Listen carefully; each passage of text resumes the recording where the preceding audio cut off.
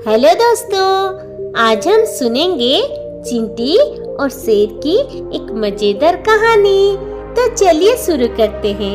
एक घने जंगल में एक बहुत शक्तिशाली शेर पूरे जंगल पर राज करता था। उसे अपने ऊपर बहुत ही घमंड था। शेर से जंगल के सभी जानवर बहुत ही डरते थे। एक दिन शेर जंगल में घूम रहा था, तभी उसे चींटियों की लाइन दिखाई दी। शेर ने बोला, अरे तुम सब लाइन में कहाँ जा रही हो? चींटी ने बोला, हम सब खाने की तलाश में जा रही हैं। इतने बड़े जंगल में कहीं खो न जाए, इसलिए लाइन में जा रहे हैं। शेर ने पूछा, ये जंगल मेरा है, मैं यहाँ का राजा हूँ, तुम्हें मुझसे डर नहीं लगता? चींटी बोली, हमें कैसा डर? आप बड़े जानवरों को खा सकते हो, इसीलिए वो आपसे डरते होंगे। हमें तो आप खा नहीं सकते। शेर ने बोला, अच्छा ये बात है, मैं तुम्हें एक बार में मसल दूंगा, सारी मारी जाओगी। चींटी ने बोला, जाओ जाओ, अभी हमारे पास समय नहीं है, फिर कभी मिलना और कोशिश कर लेना। शेर ने बोला, रुको जरा, मैं अभी बताता हूँ। कहकर उनके ऊपर पैर रखने की कोशिश करता है, लेकिन वो सारी एक तने की जड़ में घुस जाती है, जहाँ तक शेर का पंजा पहुँच नहीं पाता। शेर को बहुत ही गुस्सा आता है। शेर गुस्से में घूम रहा था, तभी उसके पास एक लोमड़ी आता है।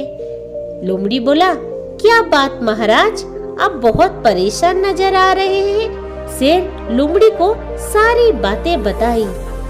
लोमड़ी ने बोला, बस महाराज, इतनी सी बात, इन चींटियों को सबक सिखाने का उपाय मैं आपको बताऊंगा, लेकिन ये चींटियों वाली बात अब किसी को मत बताना, नहीं तो जंगल के बाकी जानवर आपसे डरना बंद कर देंगे।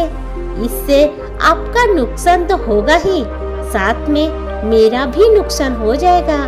आपका बचा हुआ भोजन मुझे मिल जाता है। शेर ने बोला, वो सब छोड़, पहले ये बता क्या करना है। लोमड़ी ने बोला, पास ही एक पेड़ पर मधुमक्खी का छत्ता है, वहाँ से थोड़ा सा शहद ले आते हैं। उस शहद को एक पत्ते पर रख कर मैदान में रख देंगे।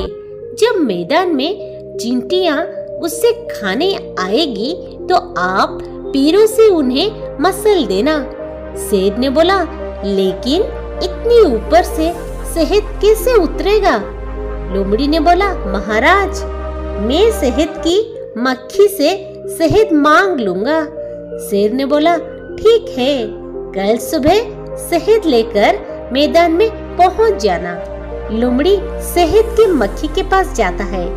लोमड़ी ने बोला, शहद की मक्खी, थोड़ा सा शहद दे दो।